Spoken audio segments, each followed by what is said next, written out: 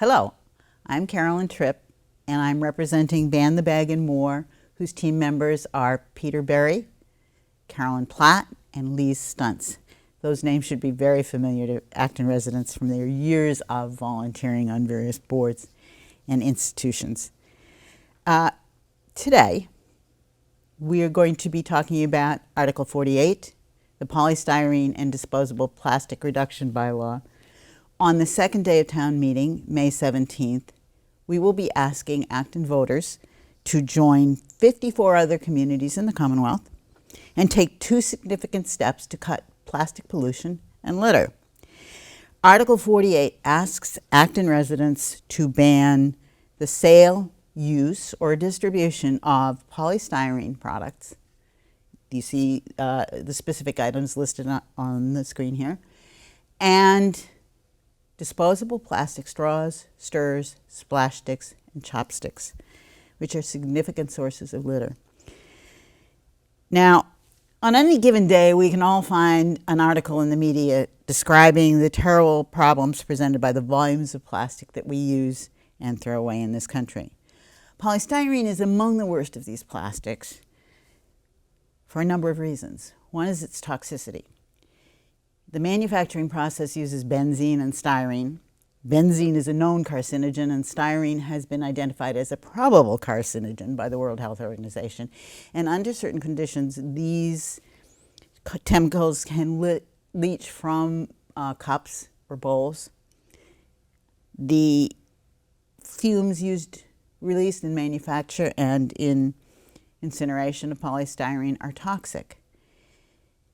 The very things that make polystyrene appealing to people are also problematic. It's very light, it breaks down easily, it's not recyclable, and the smaller and smaller pieces become microplastics. They never go away, and over time they find their way through wind and water into the food chain. They're ingested by wildlife who die of starvation, and they find their way into the human food chain, and increasingly, we find evidence that they're finding their way into our bloodstream and our organs. Beyond these 3 major problems, a small walk on South Acton roadside will show you the kinds of things that we're finding as polystyrene breaks down and disintegrates. They're grim souvenirs of the litter problems that Acton faces.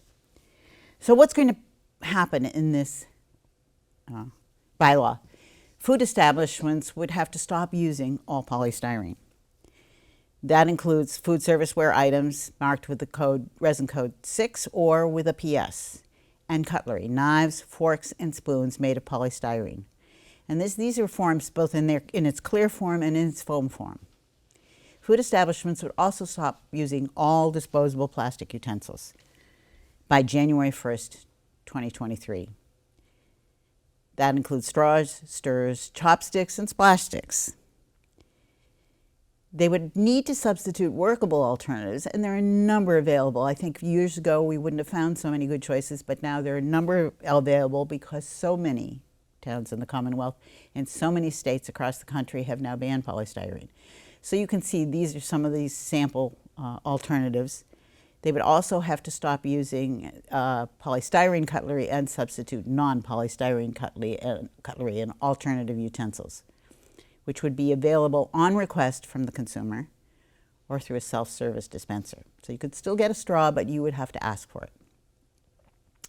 Retailers would have to stop selling polystyrene, again, marked with a resin code 6, products such as these that are familiar to us. Food serviceware, knives, forks, and spoons could not be sold in any Acton store. And unencapsulated foam products would also be included in this ban. Some foam products, like insulation, have a sheathing that protects the polystyrene from breaking down, but things like coolers or dock blocks or noodles, as you probably know if you've ever used them, break into tiny pieces. Retailers would also have to offer consumers alternatives if they wanted to sell disposable, non-polystyrene plastic straws, stirrers, chopsticks, or splash sticks. So on the picture, you can see that there are coffee stirrers that are disposable plastic, but they are beside a number of clearly labeled alternatives, straws, but there are other things on this shelf that are from local grocery stores. Many of us are concerned about these foam food trays and foam egg cartons. The ban does not apply to anything that is prepared or packaged outside of Acton. It also doesn't apply to shipments packed in polystyrene foam as long as the goods were not repacked in Acton. So those are two exceptions. Now, there are going to be a number of impacts and next steps that we recognize. We acknowledge that local businesses have been very good about it. We've been very impressed as we went and talked to them over this winter. Many have already shifted. Many say, oh, I just need some help in finding an alternative for a foam cup or for a particular kind of clamshell because they only use a small amount of polystyrene. We need to support them and cheer them on in their choices and make it as manageable as possible for them. Ban the Bag and More is committed to partnering with the Board of Health and to any other local groups we can find that will help to support businesses as they identify alternatives, to provide education for consumers.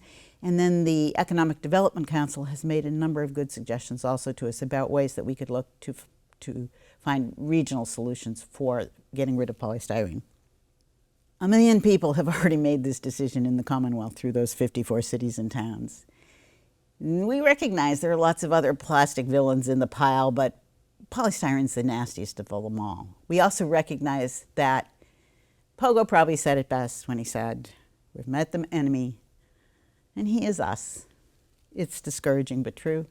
Please support Article 48. If you have questions, you can email banthebagandmore@gmail.com, or there is some information on the Green Acton website and on a Facebook page, and you can see a link on the screen there. Thank you. Please support Article 48.